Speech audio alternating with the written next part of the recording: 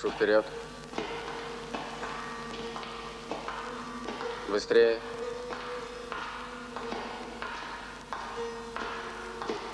Стоять к стене. Вперед.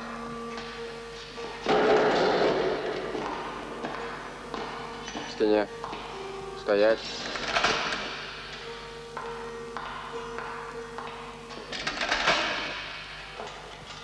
Вперед.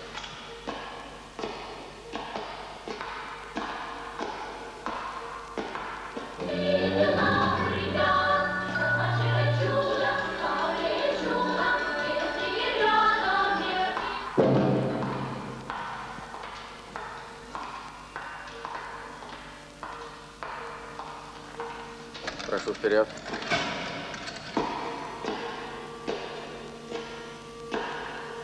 Стоять.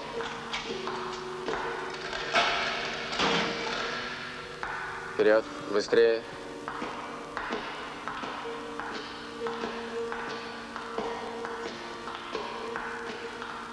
Стоять к стене.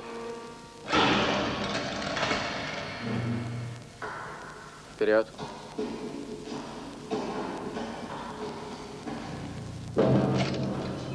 Вперед. Стоять.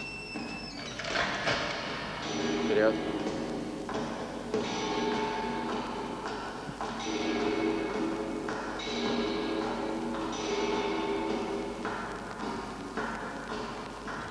Считай, считай, считай. Детка, не спеши. Так. Левую руку держи. Локоть. Держи локоть. Так. И считай. Там третий палец. Ну, давай еще раз. Только не спеши.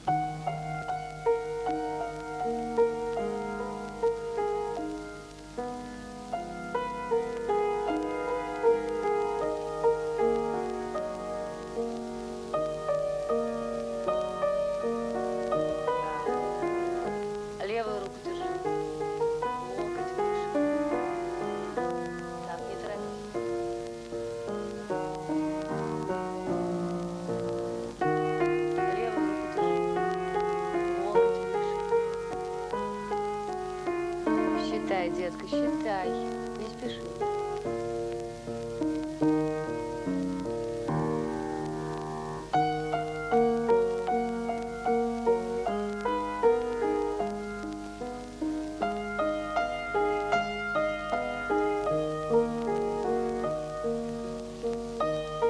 Извините, я не предложила вам раздеться. Да я думаю, в этом нет никакой необходимости. Мне уже и пора. Самое главное, я вам сообщил по телефону. Вот, собственно, и все. Ничего не затевайте. Опоздали мы с вами. Поезд, что называется, ушел.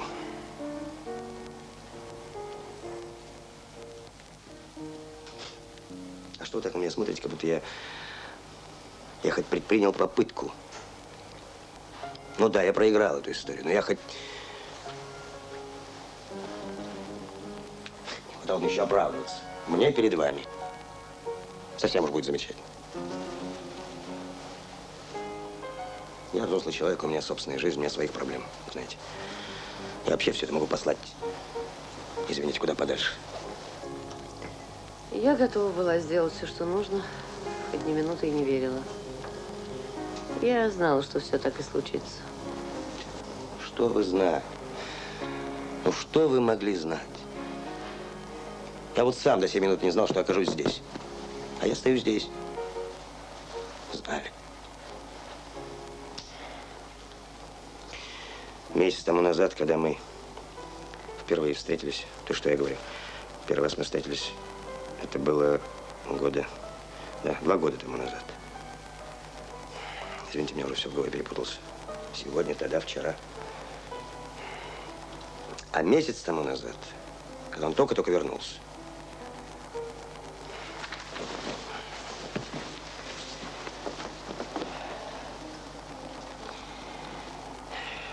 дайте хоть чаю, что ли.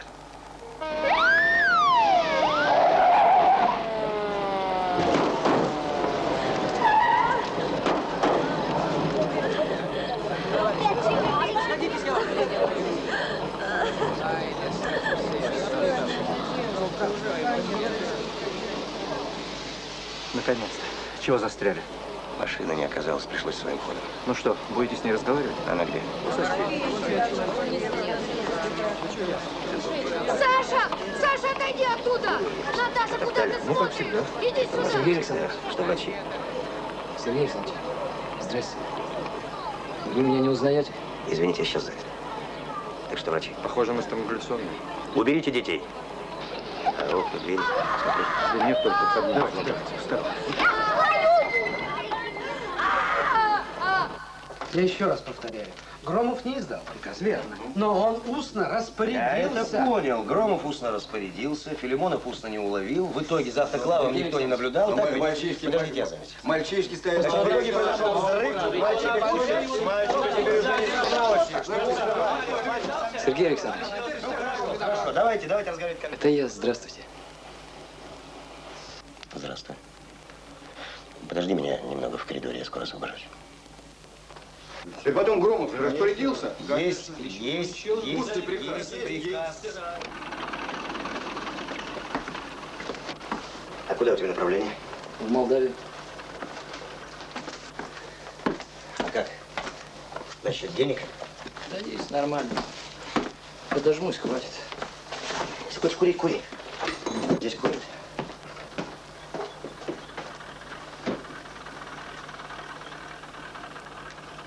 Так ты садись.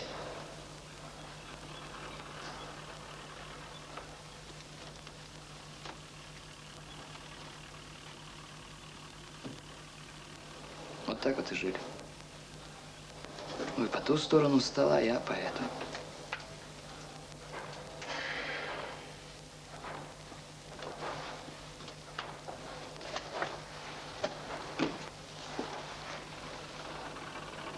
А ведь вы меня не узнали. Ну, чуть я тебя не узнал.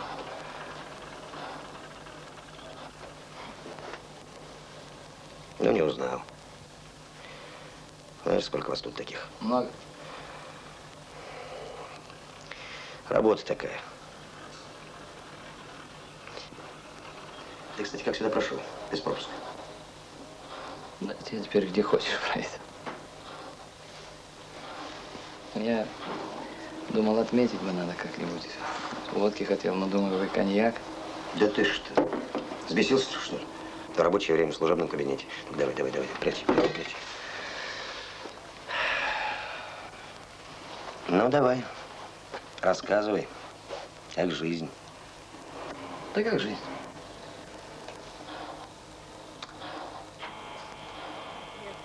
Я ведь тогда думал, кажись, думаю, там я рванул бы до первой подворотни. Дрожь в коленочках унять, до темноты дождаться и дворами до дома. Там из каждого окошка свой запах. У кого щи, у кого картошка на сале.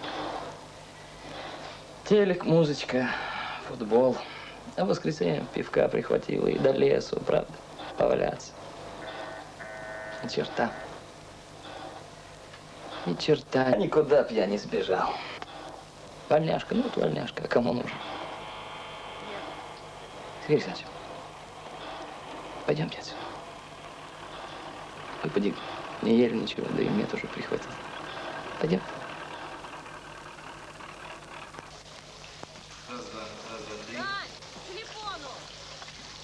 Раз, два.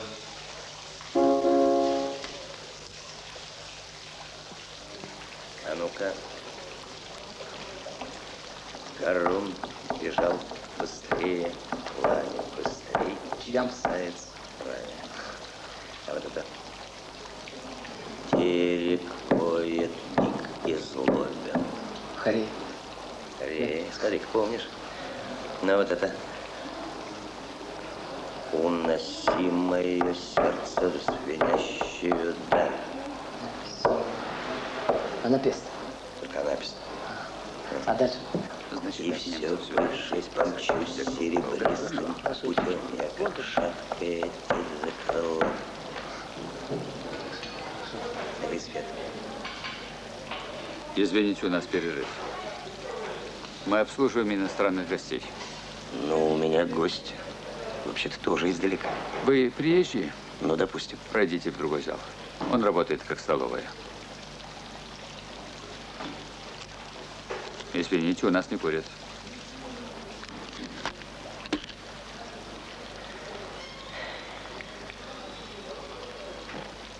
Поскандалить, что ли? Ну, чего вы скисли? Пойдемте отсюда. Вечер же наш не краденый.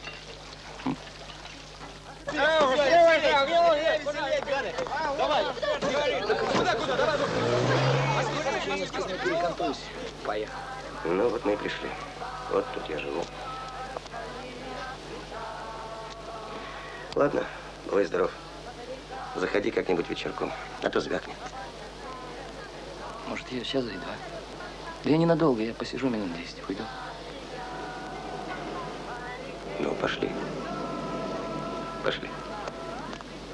Только ты уж не обессудь. У меня там дома такой кавардак. Меняться собираюсь.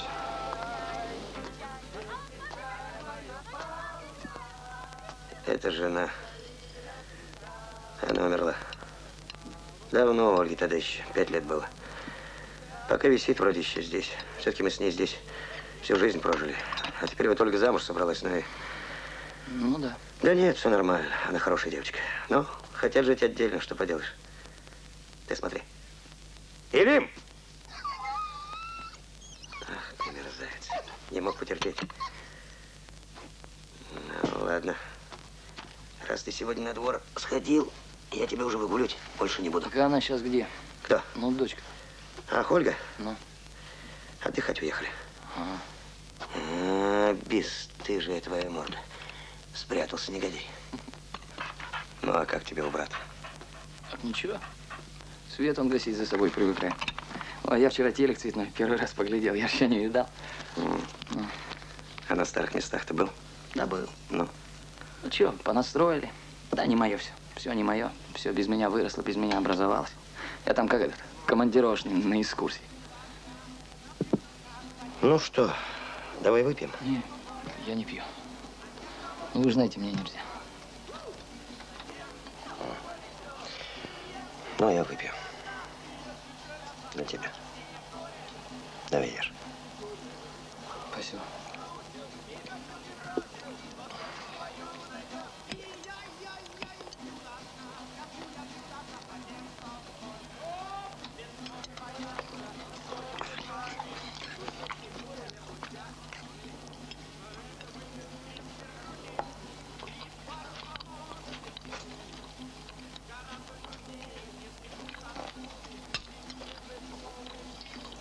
Давай музыку, что ли? Да? Ну?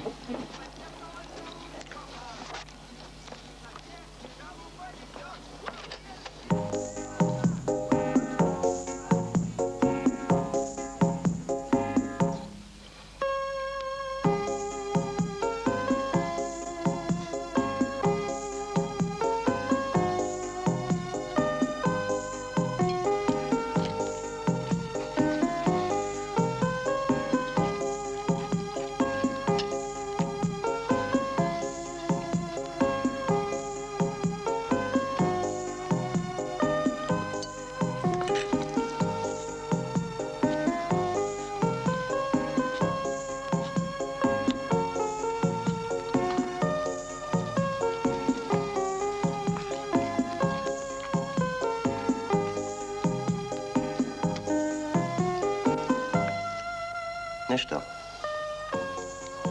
Подожди-ка ты с Молдавией. А как же? Может, что-нибудь здесь придумаем. Елки, серьезно, да я куда угодно. Где угодно не можешь. Это уж где получится. Брат ведь тоже хотел устроить в лекарщике к себе. Ксива порченая, а я и не знаю, что такое лекарщик. Тут девчонка попросила, говорит, почини велосипед, не умею. Теща брата сунулась с утюгом, тоже не могу. Нет, я куда угодно, Сергей Александрович. Мне правда все равно.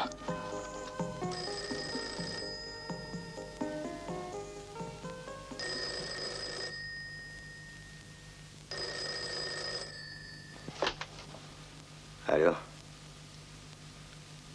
Да, я. Да погодите, меня вообще не интересует. Меня интересует конкретно. Почему странгуляционная борозда двойная? Ну как это может быть, что при осмотре трупа никто не заметил рану в подвздошной области? Это как? Не, ну это что такое? Это убийство или это стечение обстоятельств? Мы же должны понимать. Да погодите. Смерть это шемия, это, знаете, это проще простого. Связь.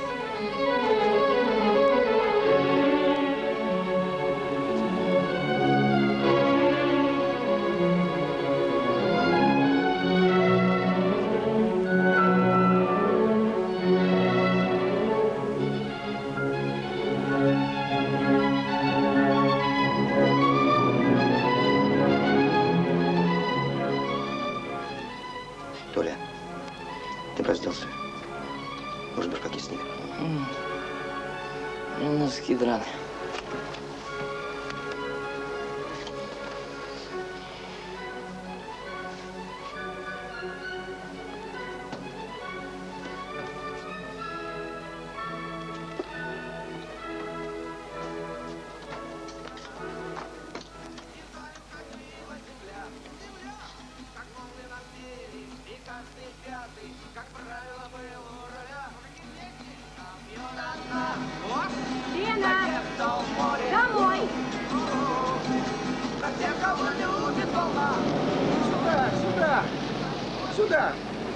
Сюда, доктор!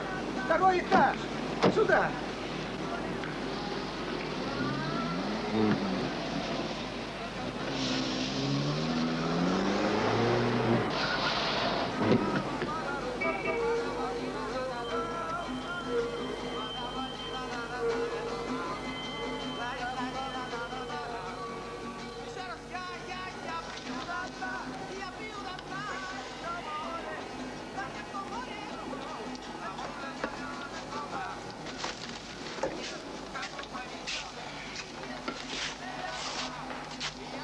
Чего вскочил-то? Водички хотел попить. Там чай еще горячий, наверное. Кружку как ты найдешь?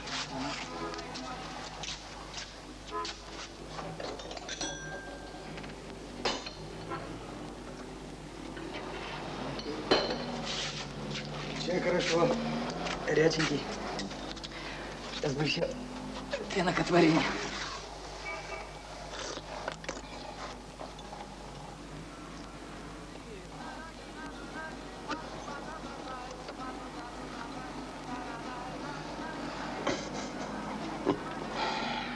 Я же там думал, чего иногда такая злоба берет на этих вольных, прям бешеная. Но особенно когда праздники, о, места себе не находишь, тебе мотает все. У нас там на зоне прям посередине стол был, динамик привешенный. Он надрывается с утра до ночи, когда, ну, демонстрации там. А мы что, в арестантских колоннах ходили? Куда себе в праздник денешь? Конечно, некуда. А ты шарашишься из одной в другую. Водку ищешь. Из барака в барак. Ой, желание одно, ты знаешь, измордовать кого-нибудь, или чтоб тебя и... Потом уйдешь. Барак рухнет на нары. Хоть вой. А водку-то где брали? Расконвоированные приносят или шоферюги в баллонах запасных. Ну и напивались. Хлестали до блёк. Ну и куражились. То в карцерок. А ничего, сейчас в последнем нормально. В последнем отлично. Клумбочки со цветами. Побеленным кирпичиком так выложены все. Ромашки буйные такие, прямо в ладошку. Флажки понавешаны кругом разноцветные. Елок понасадили голубых. Транспаранты. Мысли великих людей. Разные там.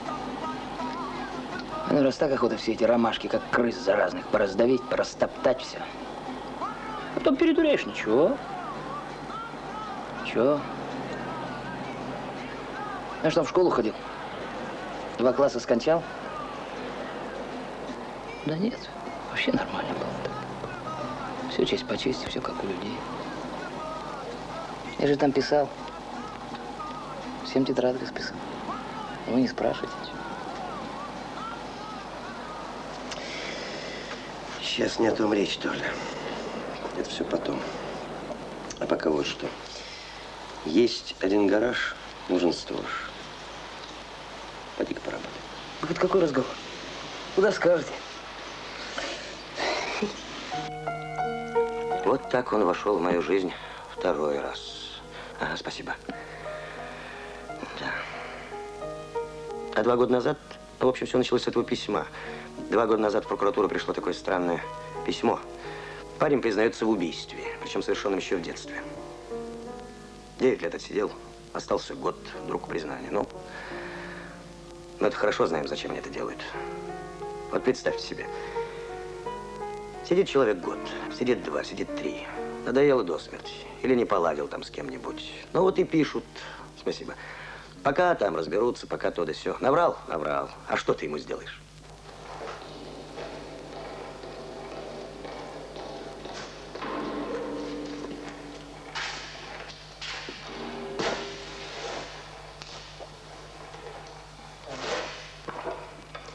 Кто научил-то?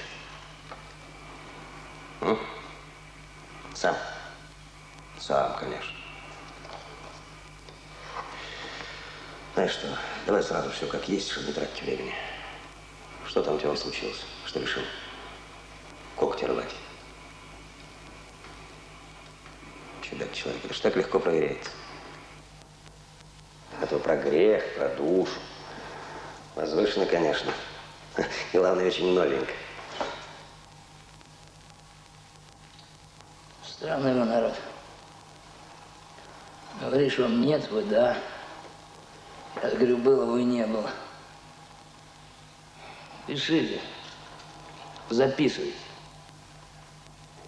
15 сентября 1970 года в реке у железнодорожного моста в районе Подгорной улицы я совершил убийство человека. Ну, эту историю я знаю. С места преступления бежал, потом совсем исчез из Москвы, потом совершил кражу. Ну, а потом? Что потом?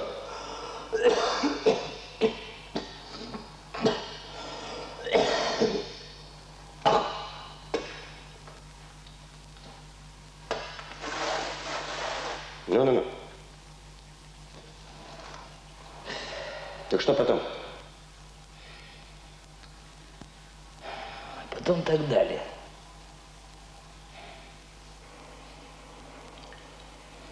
Ладно. А кто он такой? Тот, которого ты приделал? Парень. Я понимаю, парень. А имя, фамилия, кто, что? Не знаю. Кличку знаю, Фуфло. Мы не из одного двора так болтались вместе. Больше ничего не знаю. И за что ты? А черт его знает. Вот те раз. Ну, записывайте, пишите, проучить хотел. Кто ж про убийство думал? Про убийство никто не думал. Так уж получилось. Вот, вы говорите, легко проверяется. Там ребята еще были. Жорка Дьякон. Там дом напротив, с башенкой он жил как раз. Потом, ну, я как раньше говорю. Да. Цыплаков, по-моему. У него отец еще военный. Девка одна была, Верка Рататуй. Рататуй кличка? Ну, где драки, там чего, она всегда там. Мать сейчас писала, вроде замуж вышла и медсестрой, что ли, работает. Еще Стас Дрюпин был. Ну, а там уже набежали всякие.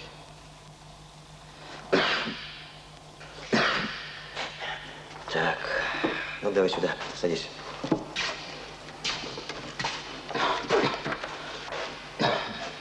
Значит, Придубенко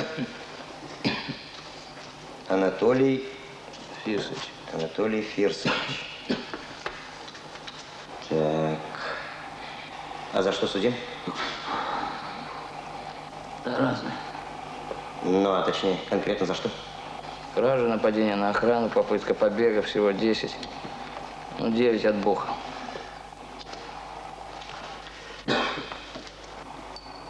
Скажи, пожалуйста, от чего ты вдруг решил вспомнить про это давнее дело? А? Сколько лет прошло? Или совесть загрызла? А при чем тут совесть? Вы про совесть для перворазников оставьте, да? А я уже накушался вот так.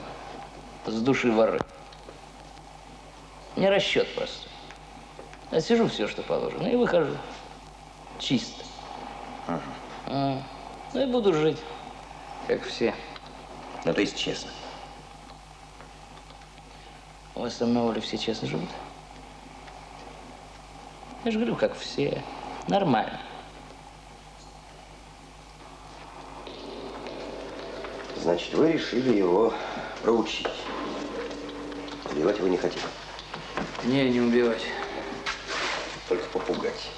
Завязалась драка. Каратеев оказался парнем сильным, с амбицией, стал сопротивляться. Вот тут-то и влез ты с ножом. Все так? Ну.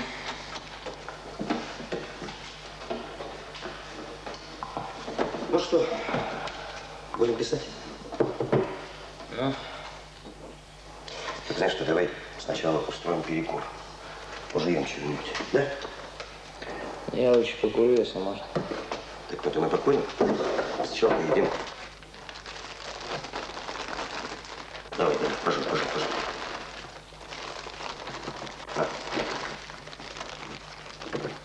Все-таки не каждый день. Ну вот мне зачем и привыкать. Да не валяй ты дурака, я ж тебя на обед не отпускал. Сам сегодня хотел закончить пораньше. Делайте, как вам надо. Я про тебя. Есть-то не смогу, неловко, чудо. Я ем, а ты нет. Жуй. Че, мертвые в землю, живые за стол? Чего? Шпигельберг, Швейцер, Грим. Другие распутные молодые люди, потом разбойники. А что это за... Шиллер. Разбойники, драма в 50-х. 10 веселить, потом разбойники. А ты-то откуда? Я же доходяга. В библиотеке работаю. Не читал, естественно. Так я думал, что ты на лесоповале надорвался. Все кашляешь, как в бочку за живот хватаешься. Нет, дурная история. Ну, хотел. Бутылку нашел, думал, сивуха. Ну, хлебанул, там кавости. Все, полжелудка оттяпали. Провалялся в больничке. Крови похаркал. Ну, пристроили. В библиотеку. Библиотекарь. А чего читал там? Все. Ну, в основном стихи.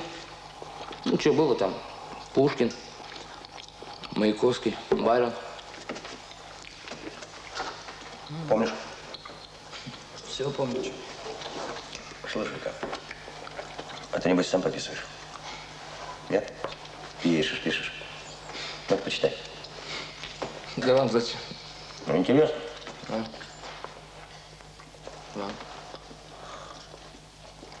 Давай, ну. Ну, если интересно, так. Ну, это ранние, правда, там стихи, но подражательские. Там, например, вот. Ну, так не смотреть. Ну, например, там Пушкину подражание. Значит, я вас увидел у кормушки. Ну, кормушка, в общем, это где пожрать, да? Да, это вещь известна. В общем, я вас увидел у кормушки. Не восхититься я не мог.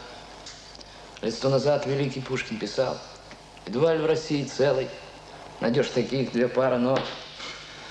Рукой трепетно не смелой беру себя за карандаш. Я вами покорен, я ваш. Похоже. Ну вот тоже такое подражательское. Ну, это, например, как бы Маяковский мог написать.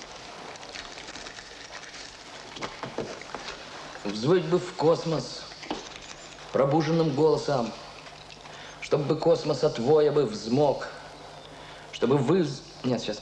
Чтобы вот у Бога вздыбились волосы, если есть он этот самый Бог. Ага. Ну, это все подражательские, а вот я недавно сейчас такое свое написал. Значит, кости перебиты, пальцы гнуты вилкой, а глаза открыты, в них стеклянный вызов. Еще было одно, значит, эпиграф такой, там, стихотворение. Значит, Цветок растет на поле диком. Он одинок, хотя кругом трава. В количестве великом. Давай еще.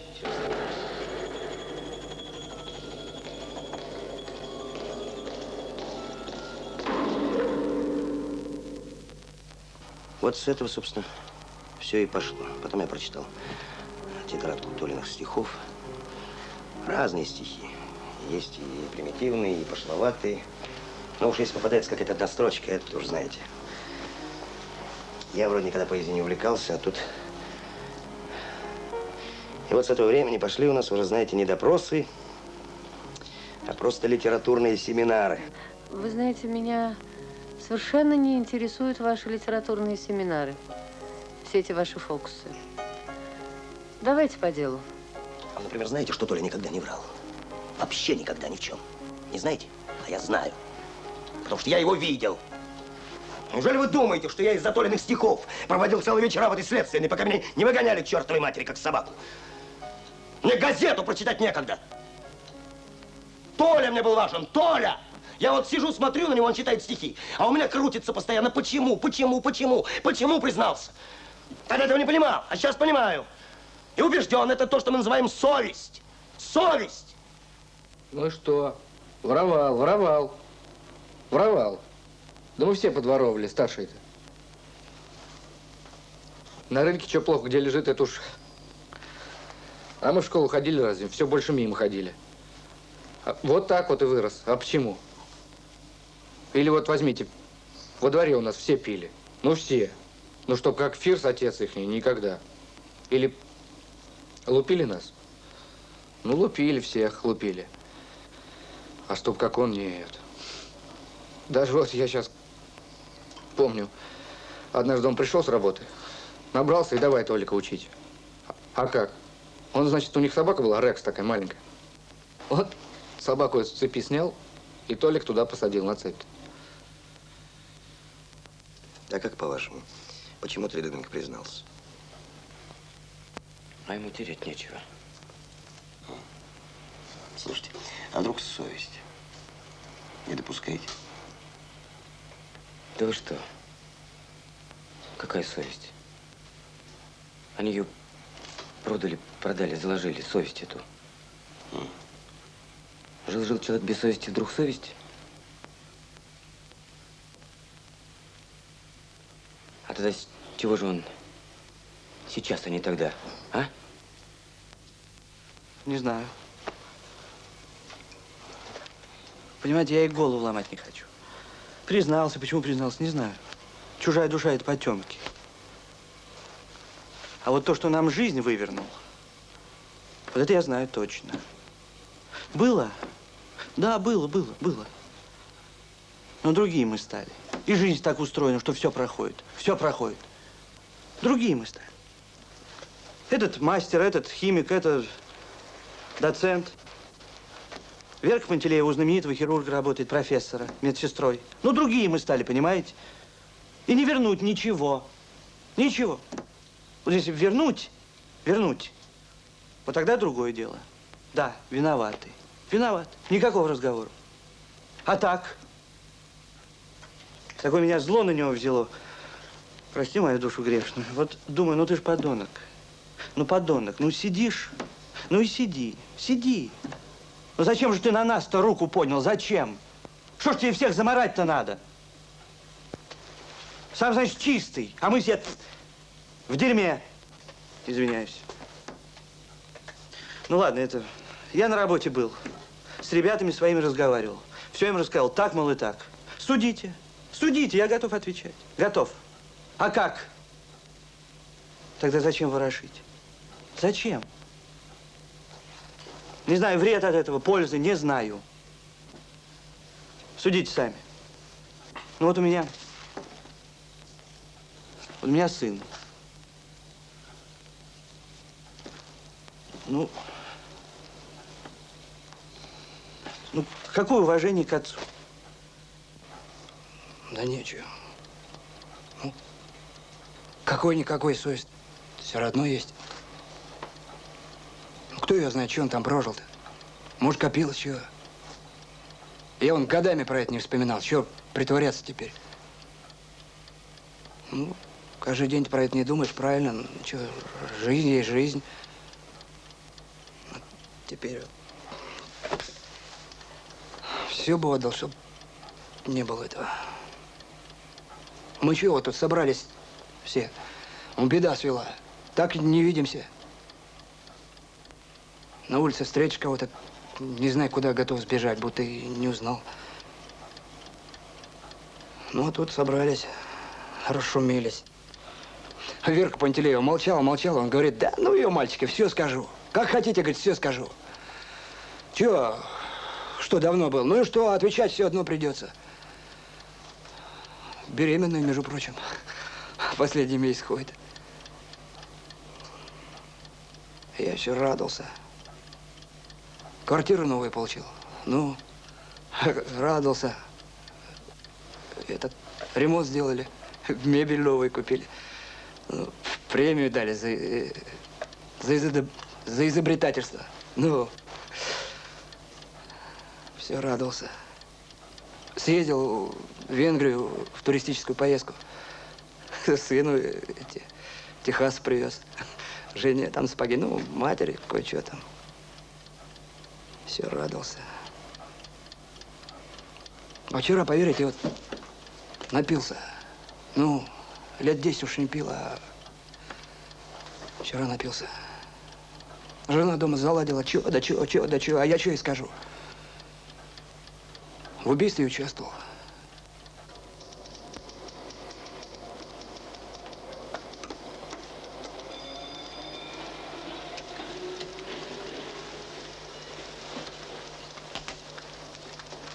Могу быть свободен? Да, пожалуйста. До свидания.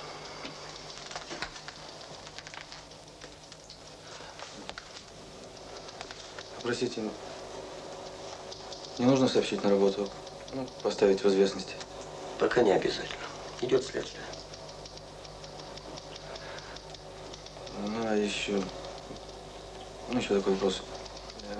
А вообще, что нам, мне за это полагается? Трудно сказать. Все будет зависеть от обстоятельств, от меры вашего участия. Так я же не участвовал. Я же говорил все время, что я не участвовал. Я не знал, что они собираются. Только на месте понял, что… Разберемся. Что их? Кириллович, разберемся. Так или иначе, по закону вы обязаны были сообщить о преступлении.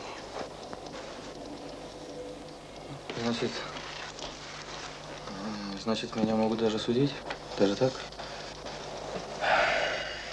Чему ж тут удивляться, Георгий Лаврентьевич? Ваша компания совершила убийство. Вы что же думаете, что я сам себя не сужу? Я сужу себя строго. Я очень строго себя сужу. Строго. А что значит строго, Георгий Лаврентьевич? У нас случись, к примеру, такое с вашим сыном. Не дай бог, конечно, извините. Значит, суд. Хорошо, пусть будет суд. Суд, и все как положено. Вы мне тут говорили про высшую справедливость. Я ведь один у матери. Она не переживет. Мы нелегко жили. Нет. Без отца. Я учился, работал, вот защитился. И мама так гордится мной. Я жениться собрался. Мы только что подали. Как же ее родителям-то, Господи. Это же кошмар. Я всю жизнь чего-то добивался, зачем-то гнался, чего-то ждал. Мне всегда некогда. Мне всю жизнь некогда. Я даже читать перестал. Ну, кроме специальной литературы. Ну, телевизор иногда. Иногда приятели, правда, редко. Я и в отпуске ни разу не был, не отдыхал еще ни разу, поверите ли.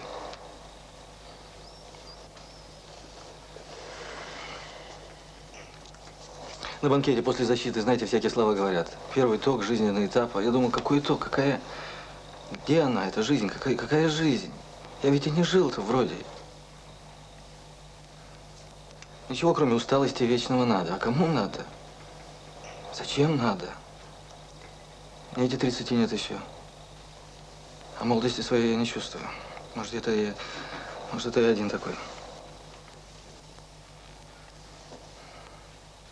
А сейчас все как-то образовалось. Сейчас. Я даже улыбаться стал чаще. Какая-то налаженная жизнь пошла, ей-богу. Думаете, легко досталась эта обыкновенная налаженная жизнь? Ну и вот тут.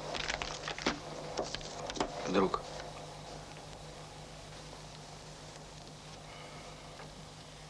Да зачем она? Скажите, зачем она нужна? Это ваша высшая справедливость.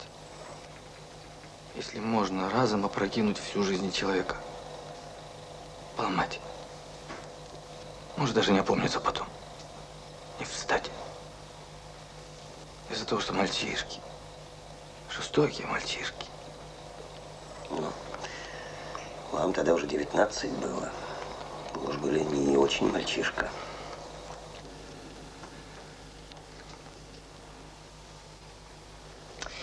Георгий Лаврентьевич, вот мы с вами уже час говорим.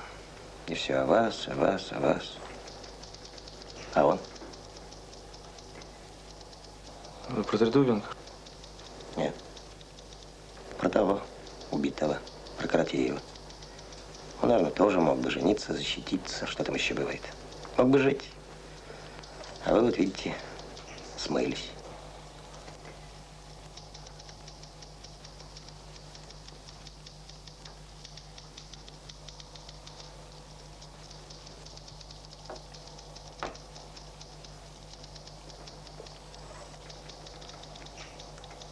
Хорошо.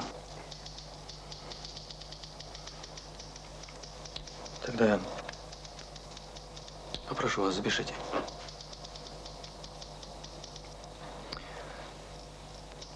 Я признаюсь в этом тяжком преступлении.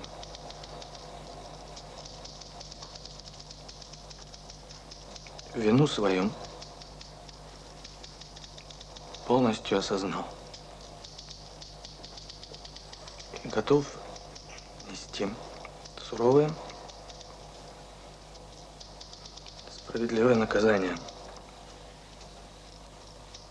Уверен, что отбыв его, я смогу стать достойным членом общества и еще прямо смотреть в глаза своим товарищам. Запишите, запишите, это я настаиваю. Запишите. Ну, запишите, я настаиваю, запишите это! Запишите! Запишите! Вы запишите, что я сказал! Ты дурак, а? Вот Жора. Смотри, дело сам себе шьет, а? Ведь со страху уже все. Ну, колонули ж вы его, ну, со страху ведь он все это. А я уже, Вова, понятно? Я уже свое набоялся. Больше от меня ничего не дождешься. Понятно? Хватит, своего, вот так сыт, своими страхами. В больницу пойдешь. Да пошел ты! Пошел ты знаешь куда? К чертовой матери со своей больницей, жалостливый какой! Тоже мне нахрен она нужна, больница! Отыскался, а инвалид! Дурак, ну как же так-то? Ну зачем же это я все, стихи, для чего это? Бутерброды тоже мне. Все, хорош, я приставку сделал, что еще надо? Вон, вызывай своих, увольняй. Надо, хватит орать! Чего? Тут телевизора! Да. Да! Ах ты, голод! Недодорога какая! Ты кто такой, собственно говоря? Ты вор, ты убийца, ты же судим! А тоже ведь хочешь, чтобы все было благородно? Благородно же не получится. Ты кому, собственно говоря, своим признанием подарок-то сделал? Кому? А? Ладно, хватит. Погодите вы, ну погодите, ну ради бога, ну уведут меня сейчас, уведут, ну куда я денусь, ну человек вы или нет? Ну, что вы хотите от меня? Ну, что вы мне доказать хотите? Что ваш козырь ставший, что вы, что ли, все можете, да? Можно и бутербродами пожаловаться. Можно дать что-нибудь, да? Можно стишки, а? Можно потом в морду дать. Мы что, люди, что ли, для вас? Да мы никогда людьми для вас не были. И не будем никогда. Я знаю это все. Я только допросов ваших ждал. И вас ждал, как... Ну, что вы хотите доказать? Что вы от меня хотите?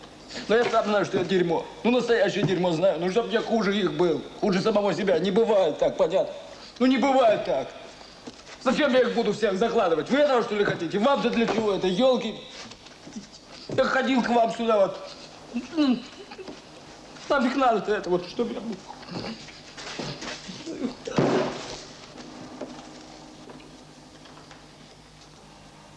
Да ты что же? Раньше об этом не думал?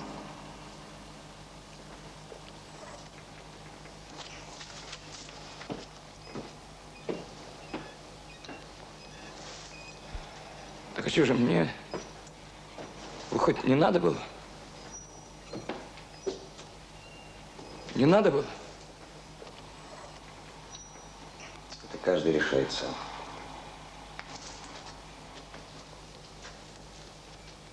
А, не надо было. Каждый сам решает, понимаешь? А как же это? Ну как же это? Невозможно так, нельзя так. Я ведь понимаю, чего ты хочешь. Ты хочешь, чтобы все чисто было. Ты признание сделал, и ребят отмазал. Но ведь человека нет, и ты убийца. Ребята соучастники.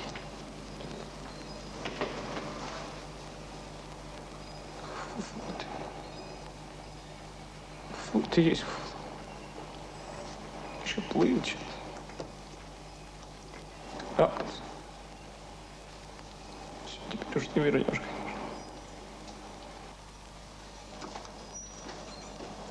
Да, не вернешь.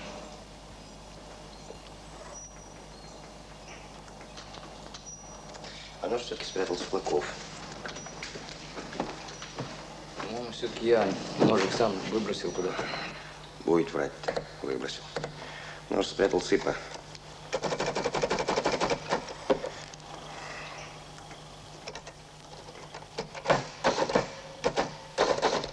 Верка, значит, девку родила. Надо же. Верка, мать теперь. Эх, как хулу-хуп крутила.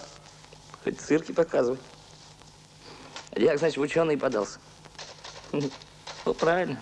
Всегда что-нибудь там. Кумекал. Ну, рыжий свойский парень. Горластый, правда. Чуть-чуть не так, а? Разбазлается. Дерюта, наверное, каланча такая же. И жидкий все время что-то ломал. Что у нас получается? Идею подал Рыжий, это я докажу. Верка Ивановна специально притащила на место. Каратеева тоже соучастие. Цыпа спрятал нож, это я тоже докажу. Ну, остальные стояли, смотрели, значит 190.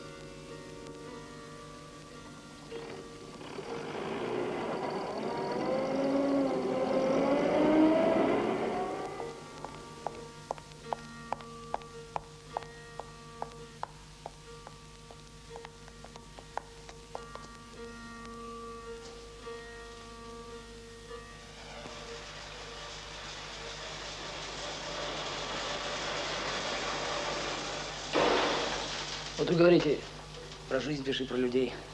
Ну, конечно, если кто случайно к нам попадал. У них была своя жизнь какая-то там. А так. И на раз наслушаешься, что говорят, так уши осыпаются. Такого нагородят. Так а что взять? Своей жизни не было никакой. Вот и сюда. Выдумывают. Я же им тоже стал книжки там рассказывать всякие. Ну, все, что знаю. Слушали. Кличка ко мне даже пристала. Профессор. Уважали, ребят.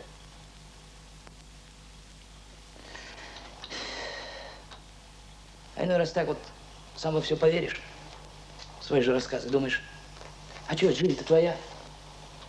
Начни ее сначала, начни. А что начинать, говорят? Кончилось уже. Так. Вся ж Кевря прижилась там. Не зря ж говорят. Дом это наш. Родной. А иной раз так накатит, думаешь. Взять, повеситься хоть на кальсонах. А что-то кольнет. Елки намазить. Я же и бабы в жизни не потрогал. Так что приснится. Курить тебе курить-то. Как вот лучше.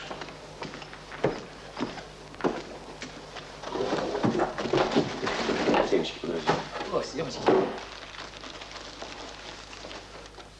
Семечки.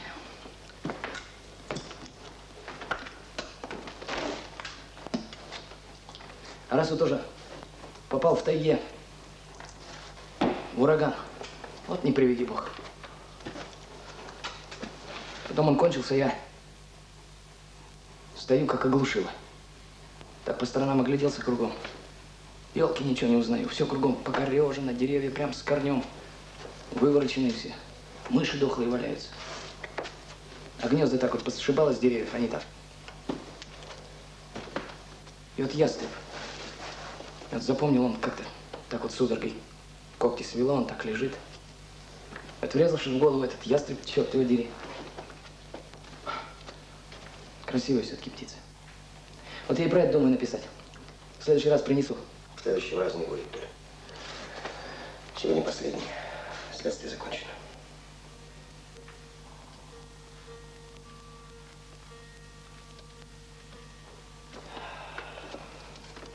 Дальше вот ознакомишься с материалами, потом придет адвокат.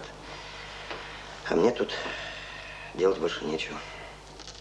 Подпишу вот только обвинительное заключение, все, мне тебе даже не выдадут. А на суд ходить у нас как-то это не принято. Ну и хватит этого курорта-то. На вот.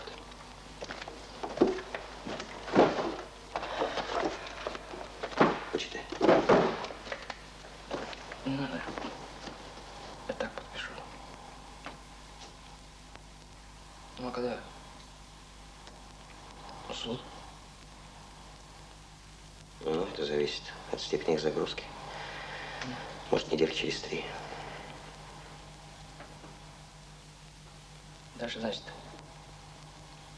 именем Российской Федерации. Это ты хорошо усвоил.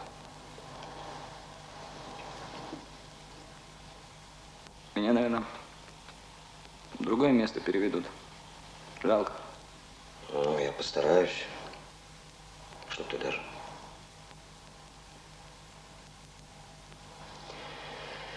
Ну что же, смотри там, веди себя прилично, работай, слушайся начальства, не перечь по возможности.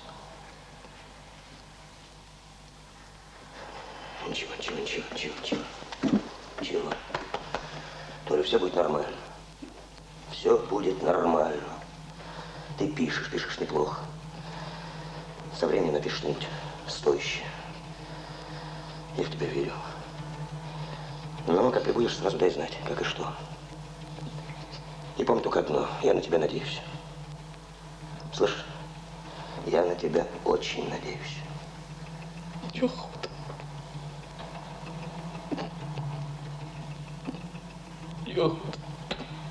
Ну ладно. Никуда. На что я надеялся? С таких лет по тюрьмам, а что там за ребятишки? Уж я это знаю. Ну, как не хотелось об этом думать. Сколько ему дали?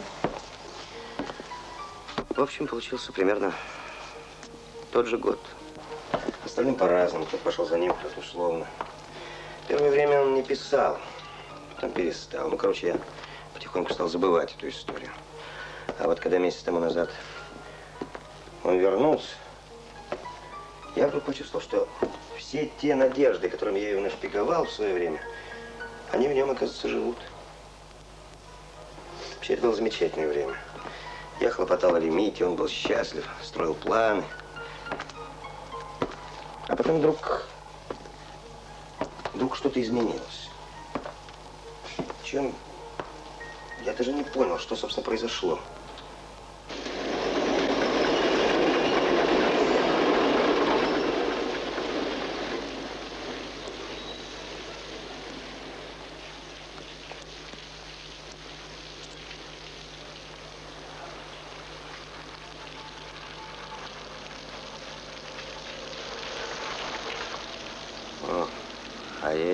Что ты здесь давно ждешь? Да. Проходная прокуратура. Ты что же вы уехали, ничего не сказали? Сержант Попов. Я жду, тут жду. Хожу. Работа такая. Думаешь, на 2 дня, получается на неделю. Да. Так что, теперь с новосельем можно? Хорошо. А, да, переехал. А ты был там? Ага. О, кстати, ключи от старой квартиры. Так зачем они теперь нужны? Можешь выбросить. Ага. А я вам подарок сделал. До свидания. Подарок, говорю, решил вам сделать. Но... Не знаю, есть, нет ли. Но очередь была здоровая. Я 2 часа отстоял. Ой, еще купил крем для бритья. Интересно, крем для мужиков. Толя. Позволь. Привет. А ты почему 2 дня в гараж не ходишь? Что случилось? Проверим. Товарищ Морозов, это из проходной. Нет, не проверил. Позвонили, я ж тебя на работу устраивал. Хорошо. Надоело. Что надоело? Да все надоело. Это время. Да все временно. Надоело. Так. А думаешь, легко было туда тебя устроить? Чтоб документы не спрашивали. Все, я исчез. Документы как раз спросили. Будь здоров. Документы как раз спросили. Там один старик Жековский. Ты только справку увидел, аж затрусился бедный весь. 1,5 волосины на лысине, и те дыбом встали. Ах, товарищи, как это так можно? Там же гараж личных машин. Ты правильно он все говорит. Правильно. Нечего объяснять. Никому больше объяснять ничего не буду, понятно? Нет, придется объясняться. Не объясняться и доказывать. Ну, сейчас. Здорово. Придется. Да почему это, интересно, придется? Я получил, я свое отпахал. Все по закону, я чист вышел. Нет. Почему еще мне придется? Нет, по закону ты в тюрьму попал. По закону тебя выпустили. По закону тебе дали направление. Вот это все пока по закону. Все по закону. А вот теперь уже не по закону. Теперь уже начинается самое главное. И теперь тебе придется... Будь здоров. Так что будешь теперь и по морде получать, и не раз. Да, и будешь ходить, и доказывать, и объясняться, и опять по морде получать. Добрый день. Здорово. А люди бывают разные, знаешь. Одни будут тебе с добром, а другие будут тебя бояться. Всякое бывает. Сережа, ты кто ты такой? Сейчас. Кто ты такой? Чтоб тебе так вот всей душой. Чтоб тебе сразу поверили. Ну, а чем мы тогда там горбатились? За что мне все время в рыло плевали? Я только утирался все время. Чтоб ты платил. Да, ты платил, да, за свои былые грехи. А не получал аванс. За свою будущую, понимаешь, святую жизнь. Так что, знаешь что? Давай, мой дорогой, жить без претензий. Слушай, Сереж, А? ты когда-нибудь экспертизу по микрочастицам делал? Ну? Я насчет убийства на Громовской. Так вот, данные пришли. Представляешь, что с ними делать? Ищи, говорит, волокно зеленого цвета. Да, нашли. Синтетическое. Так? И он говорит, пошли, подожди. Ну, конечно, оказалось синтетическое, больше половины.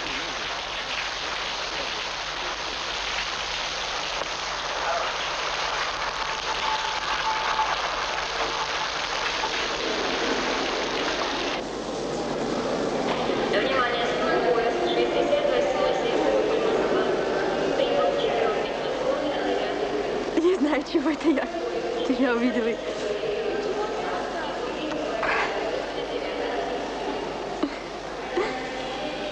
А помнишь, где вы бегали за мной? Ты сигареты таскал. По пятам ходил. Ведь все вы меня тогда любили. Правда? Сколько мне тогда было? 16, 17. А тебе 13. Ой, когда мы с тобой последний раз виделись? В палатке я тогда работала. Чуть не села, Господи. Девушка, кофе и булочку. Перерыв не видите? Пойдем вот туда пойдем.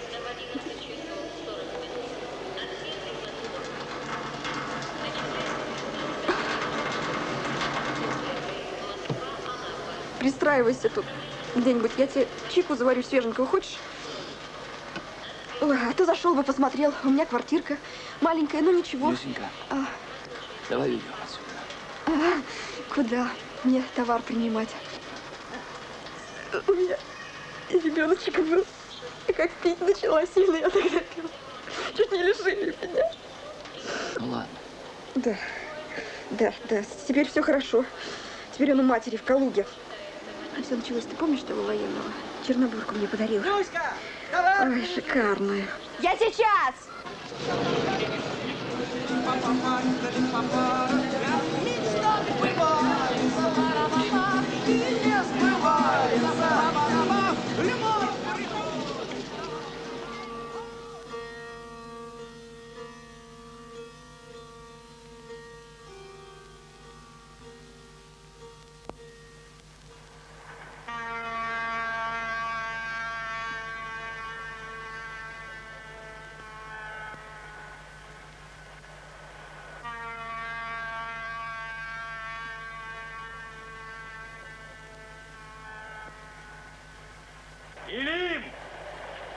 Илим, назад!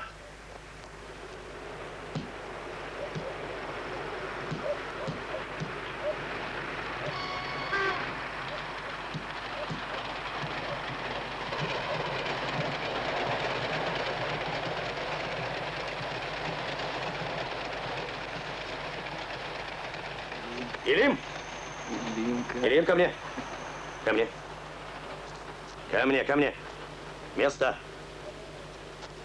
Смотри-ка, как он тебя учил. А почему ты в дом не зашел? А? Ты чего здесь? Почему босой? Ты что, ревешь, что ли? Что случилось? Да ничего не случилось. Толь! Ну что ты как старикашка, ну честное слово, ну. Да все нормально. Нормально. Ну ежатся люди, ну будут ежиться, будут коситься, всякое еще будет. Разом ведь все не обрежешь. И никому ничего не объяснишь. Конечно, не обрежешь. Не объяснишь.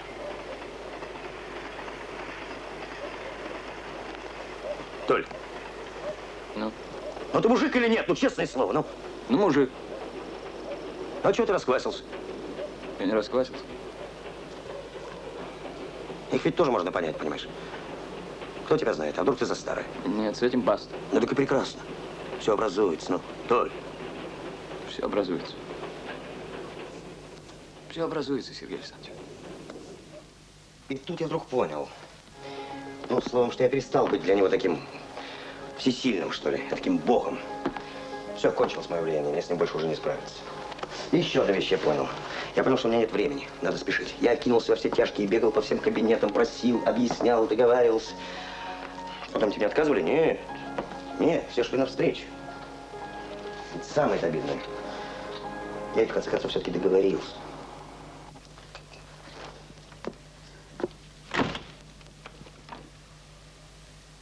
Пил? Саданул маленько. Зато португальского портвейна не пробовал еще, Сергей Александрович. Водку нельзя, поскольку я потрошенный. Штаны застегни. Ух, а что духота такая? Сидите тут, закупорились, там солнце шпарит, а вы в духоте. Все. О, конфискация. А с кем пил, на какие шиши? Не надо такая. Чего меня допрашиваете, что ли? Не надо, я пока вольный. Ну, дружка, кстати, Сергей Александрович, дружка. Мы же из одних мест, из одного обрыдлого домушки. Это родня, это кровь. Ну и третий день там стол накрыт. Водочка. Слушай, водка вот так. Так что, все-таки пил водку? Ай, все карусель. Живем одного, как у меня Калюха говорит. Семейка. Взять неоткуда все есть. Да, вот. Слабые воруют, это понятно. А что как сытые? А у вас статья одна на всех, да? Все не тянуть. С одного стакана мне что-то разморило. Раньше бывало как. Ладно, убирайся отсюда. Зачем шуметь? Не надо, Сергей Александрович, не надо. Когда надо, я сам уйду. Угу. Я ведь к вам пришел, между прочим, сказать. Да. Я тебе сказал, пошел вон. Ой, да вы ударьте. Ну, врежьте мне. Пошел вон. Ну, вот и врежьте. Очень хорошо, гражданин начальник. Ну, врежьте. Не, ну, давай, врежь, давай. врежь, Не врежь, врежь, потому что боишься своего начальника. Ну, врежь.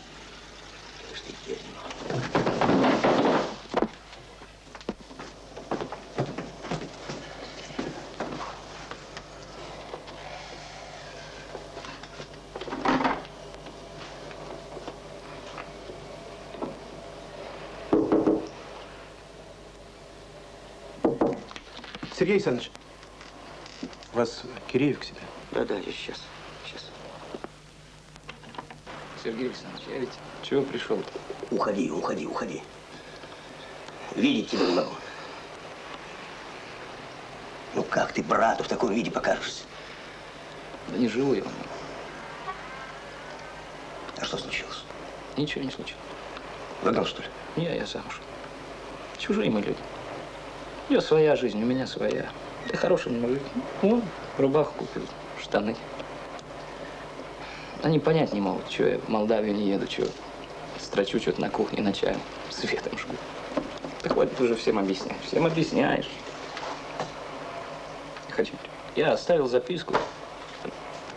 Устроюсь, напишу. Все нормально. Ну вот что, Толя. Завтра с утра переезжаешь ко мне. Понял? Вот это уж нет. Что значит нет? Хватит вам со мной маяться. Я че пришел?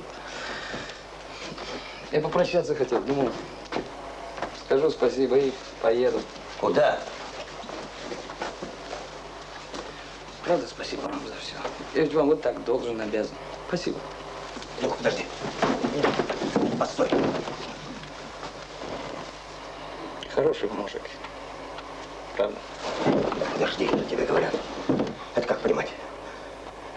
Да вот так я понимаю. Вот такое. Милиция нас в округе застукала, пили, гуляли.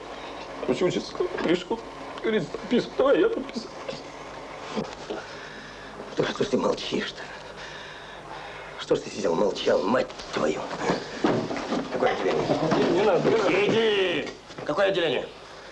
70.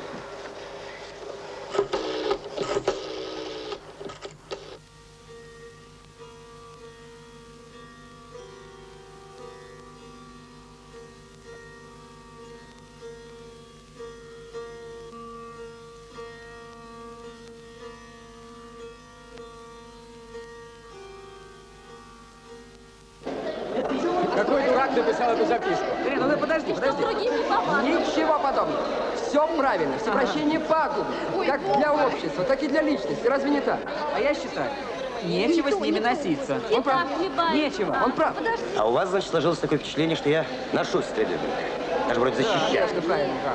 Тогда вы меня не очень верно поняли, потому что Тридубинка или другой не имеет никакого значения. Я привел его просто как пример. Но ведь он же виноват. Виноват. Но у нас было наказание, а дальше? Да в конце концов, взрослый человек должен отвечать за свои поступки. Взрослый человек правильно. Но где он взрослел? Он же с 14 лет по колониям и по тюрьмам. Он же не имеет никаких навыков нормальной человеческой жизни. Ну хорошо, вот вы будущий юрист. В всяком случае, много таких среди вас. Вот вам известно, что такое, скажем, проблема адаптации? Очень серьезная проблема. Боюсь, что вы ее недооцениваете. Ну вот, представьте себе такую ситуацию. Сидел человек, скажем, там, в тюрьме, где все за него решали. Что ему делать, куда ему идти, что ему есть и так далее, и так далее. И мечтал, как бы выйти на волю. Мечтал, как о несбыточном рае. Вышел. Ничего не понимает. Жизнь постоянно стоит его в тупик. Тыкается, как щенок, и ничего не в состоянии понять. Вот почему они так часто обращаются в прежней жизни. Берутся за старое. А выживают только те, кто адаптируется. Вот и пускай этим занимаются соответствующие органы, инстанции. Что же, на зоне адаптировать, что ли? Вот это замечательно. Вот мы пришли к самому главному. Инстанции. Значит, все, кто угодно, только не я. На себя не беру. Так что? А представьте себе такую фантастическую ситуацию. Вот выходит человек из тюрьмы или из колонии. И никого нет, ни органов, ни инстанций. Есть только вы и я, конкретно, нас двое. Что нам делать с этим человеком, который вышел? Вот вы хотели бы иметь соседа в выродках? Нет, ведь верно? Значит, вы должны быть заинтересованы, чтобы рядом с вами жил не выродок, а нормальный человек. Значит, нужно ему помочь. У вас же нет выбора, нам же с ним вместе сосуществовать. Да, но почему я-то должен отвечать за это дело? А как же? Да вы тем более, если вы юрист. Юриста закон обязывает изучать личность. То есть, юрист должен знать жизнь этого человека, все его привычки. Ну, тончайшие мотивировки всех его поступков, его поведения, верно? Верно? Преступника закон не обязывает? Нет, преступник не обязывает знать твои личные привычки и твою жизнь. Тебя, как юрист, обязывает, а его нет. А его нет. Значит, он может делать все, что захочет, да? Но как только ты влезаешь в эту конкретную судьбу, в ту же самую секунду все, ты чувствуешь, что увяз. У тебя начинается с этим человеком нормальные человеческие взаимоотношения. Ты его жалеешь, ты его понимаешь, ты, может быть, даже иногда его любишь. Ты понимаешь, какая вещь? Вот в этом все и дело. Я вот вам честно говорю, без всякого кокетства. Если бы что-нибудь получилось с Тридубом, это было бы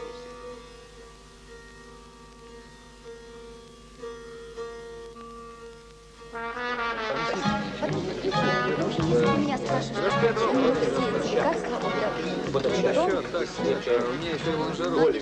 Да, все равно придется на станцию ставить. Да. А так бы мне мой Миша все сделал. И что по этим талонам? Опять живет? Я у Града пробила, и все Я хочу встречи. Не видела еще нелегко. В системе Брега, там, где это не предполагается роение. Держи. А я мясо люблю. Какое мясо? И картошку. А я... Алло! Алло, я видел, говорю, как вы вчера там красовались. А я все думаю, в кого это вы такой гуманист, гражданин Макаренко? Это что, выходит, хрен с ним, Стридубенко, он ли другой, хоть 100, для вас все равно один суп. Но я фраер, да, фраернулся. В общем так, хорош мне вешать тюльку на уши, понятно? Хорош. Вы думаете, мне что, Москва ваша нужна была? Или ваша там помощь? Да я, знаете что, болт забил на всю эту, на вашу... Если бы мне это надо было, да я бы сестру родную попросила. Она, между прочим, начальничек побольше вашего будет. С персональным автомобильчиком. Ей, тьфу, помочь мне. А что она там стыдится, видите ли? Она стыдится. Да я ее как прижму, она все сделает. То, что я хочу. Вот так. Да мне не Москва нужна была, если хотите знать. Вы мне были нужны, вы, а вы как... Да пошел ты.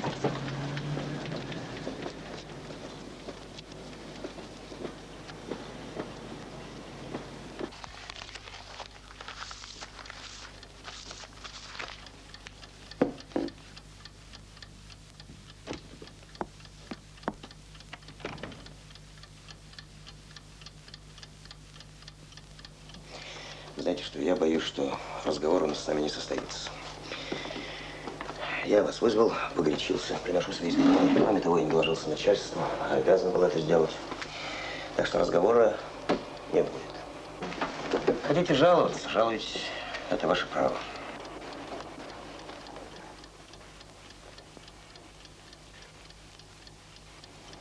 И я так понимаю, у вас ко мне один вопрос. Я сделаю для Анатолия все, что могу, а я могу. Так что давайте договоримся так. Мне нужно 2 дня, и я сама позвоню вам. Надеюсь, все? А о начальстве можете не беспокоиться. Всего доброго.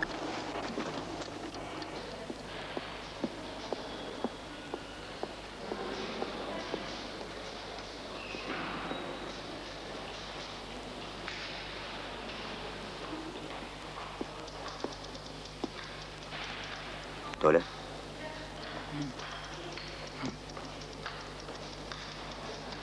Я очень рад, что ты пришел.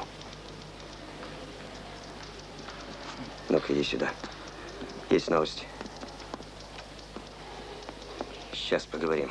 Подожди меня здесь, я скоро вернусь. Может, придется деньков 10 полежать в больнице. Время потянем. Да? Только дождись.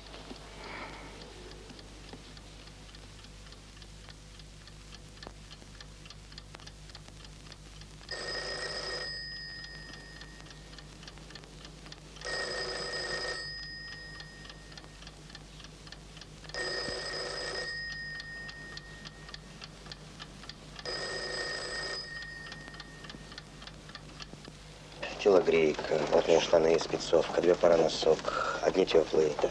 Простите, рубашку можно? Рубашку можно, но лучше темную, понимаете.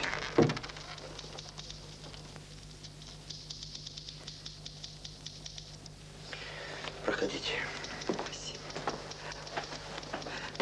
Может быть, сигареты? Нет, только табак. Только табак. Садитесь. Спасибо. А еще он ничего больше не просил? Ничего такого не вспоминаю, вроде нет. Может быть, лекарства? Нет. В этом нет необходимости, у нас все есть. А простыни? Тоже не нужно. Профсоюзный, наверное, надо взять.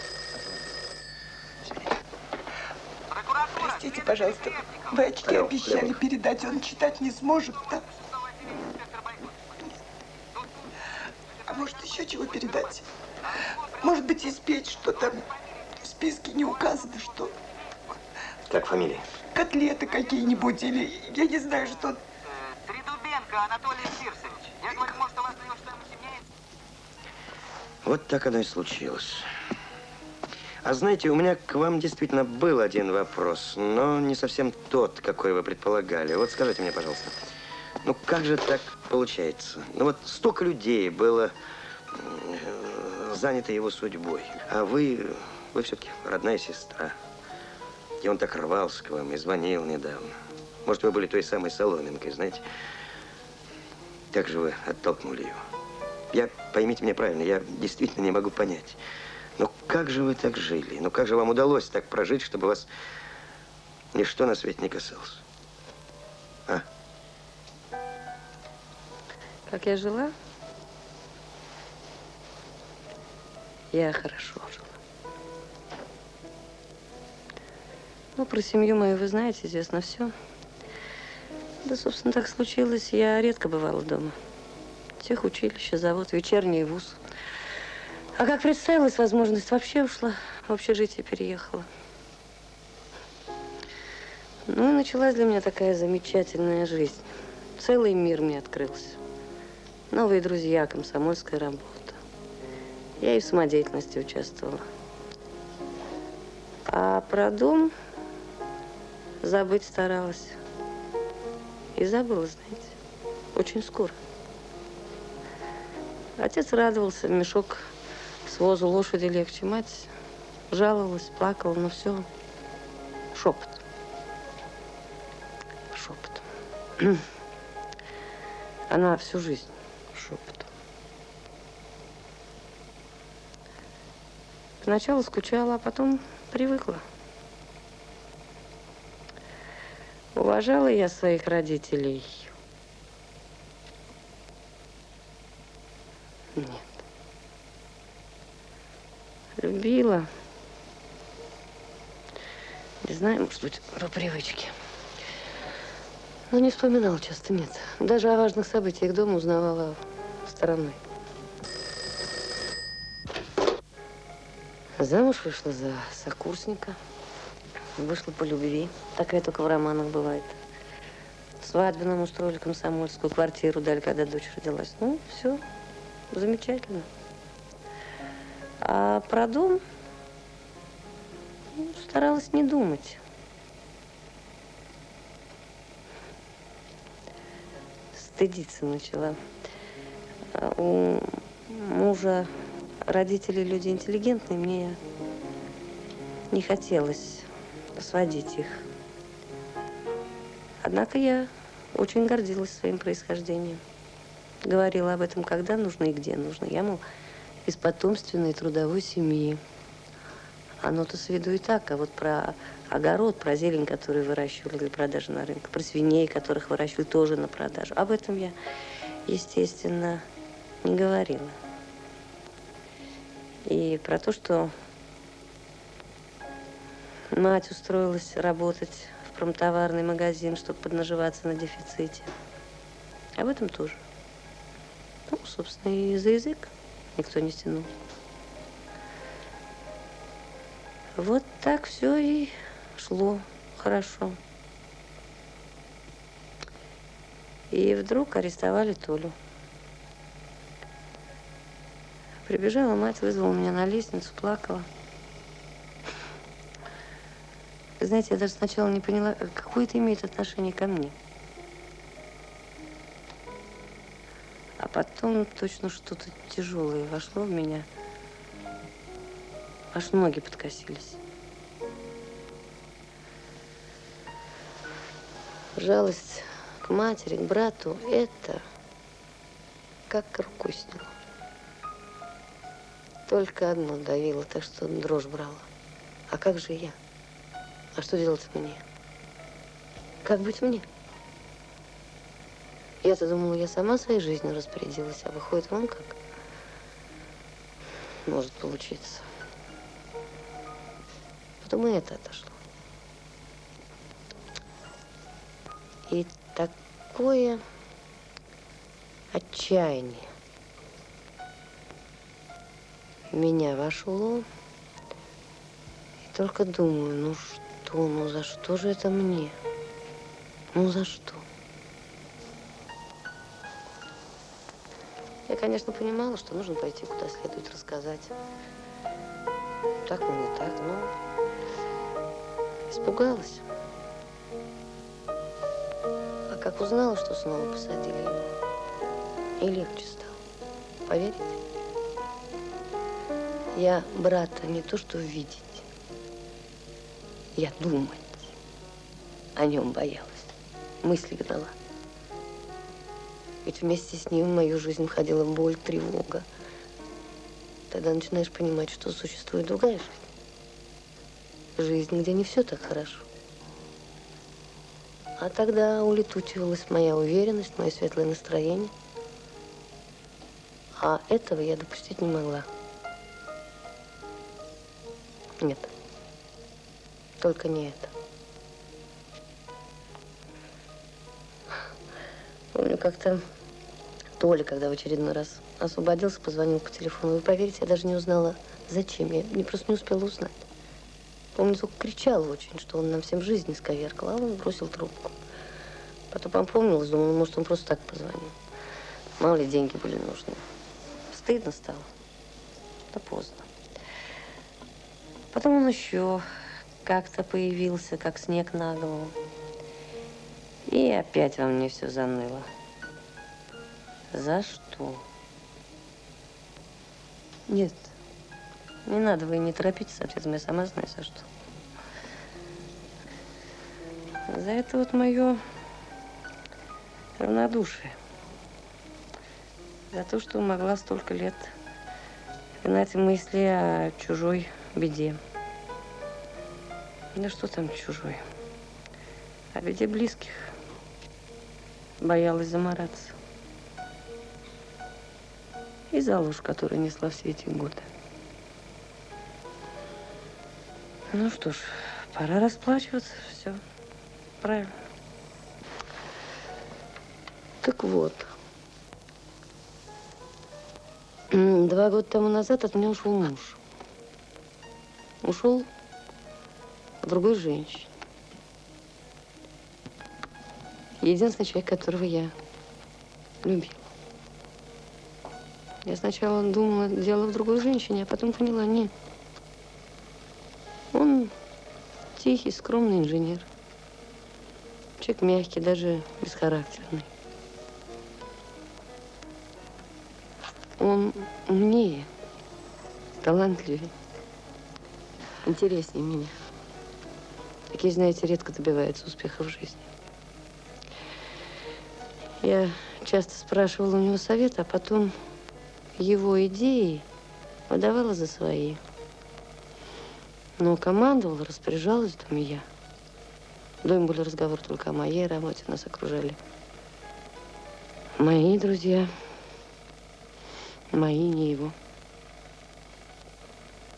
Я командовала, а в душе завидовала, даже злилась. Думала, ну дал же Бог человеку что-то такое, по сравнению с чем вся моя помпа. Дым,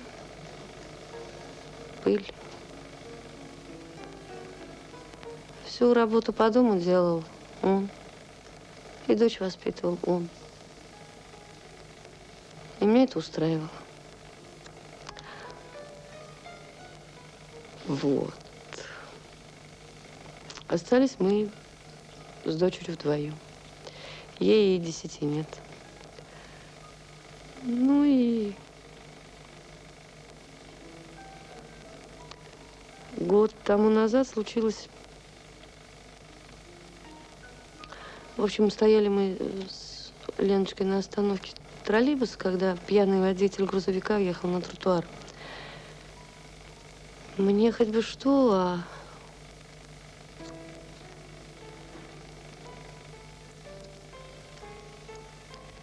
у дочери перелом, сотрясение. Так что она сейчас почти не может учиться и наверняка никогда не сможет работать. Так что у меня теперь только одна задача – как-то поставить ее на ноги, как-то обеспечить ее будущее. А больше меня ничего не интересует. Вообще ничто.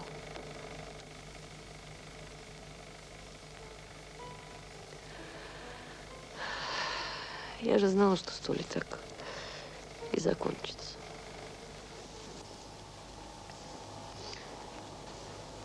Я ведь вам не рассказал еще самого главного. Нет, не может быть. Ну что вы? Мы просто думали, он судимый. Может, что у вас на него есть? Телефон-то ваш, вон, на лотерейном билете. Ну что вы мне говорите? Я прекрасно знаю, что этого не может быть. Это какое-то недоразумение. Ну, если и может быть. Мы ведь еще ничего не зарегистрировали. Протокол только. Объяснение сотрудника. Ну, давайте материалы.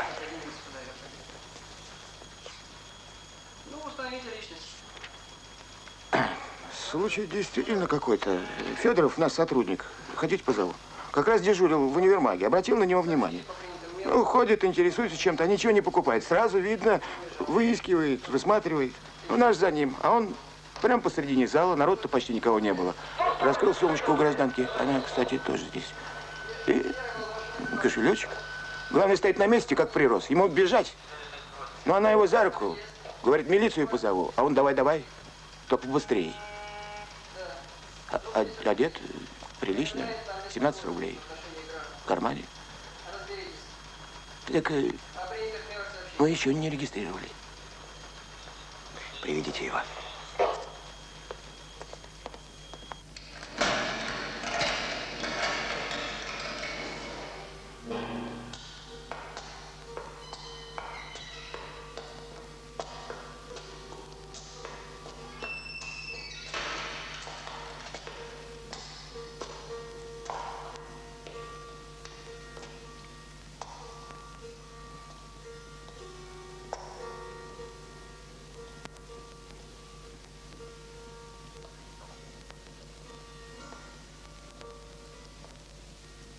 Зачем вы пришли сюда?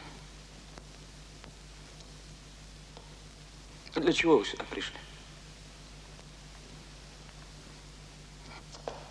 Уведите меня отсюда. Пожалуйста, не надо. Ну чего? Ну уведите меня отсюда. Ну чего вы стоите? Я прошу вас, уведите. Я не хочу больше ничего, понятно? Не хочу я больше ничего. Я больше вообще ничего не скажу. Ничего не хочу сказать. Я не хочу с вами разговаривать. Я видеть вас уже не хочу, не могу, не хочу больше, не хочу. Не о чем мне с вами говорить, понятно? Не хочу больше ничего, не надо мне ломать. Я вас прошу, уведите меня, пожалуйста. Ну, уведите. Уведите, ну, пожалуйста, ради Бога, ну, уведите. Уведите. Почему? Почему вы не вмешались? Вы же могли остановить это дело. У него же была просто истерика. Вы же могли его спасти. Вот как мы все перед ним виноваты. Да бросьте. Кто-то все? Все виноваты? Нет. Вы, да. Да, ну, может быть. Я еще соглашусь. А все тут ни при чем. Взрослый человек все-таки обязан хоть немножко отвечать за собственные поступки. Он сам виноват. Я убежден, он сам виноват в первую очередь. Как легко себя уговорить. Все виноваты. Школа, общественность, улица. Только не я.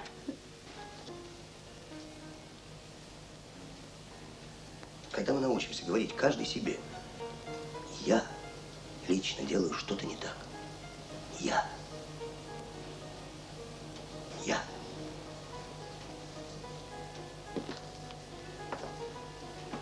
Вот тогда, глядишь, что-нибудь и получится.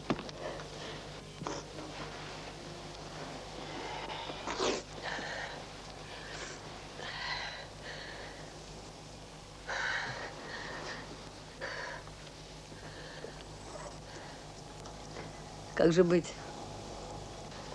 Он ведь еще в милиции. Ну, не молчите, скажите, что нам теперь делать? Я не знал, что ей сказать. Но через час я уже мчался в милицию. У меня была только одна надежда. Это женщина, потерпевшая, из универмага.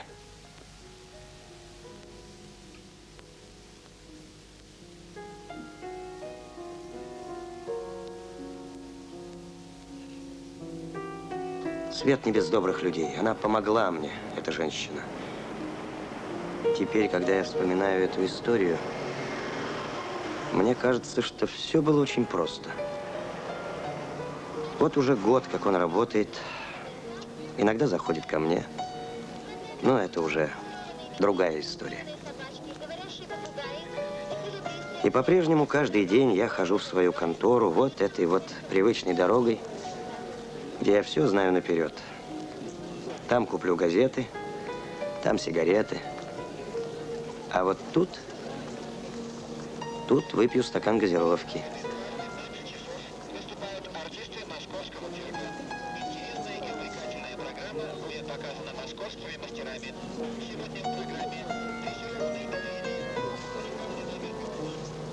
Сергей Александрович.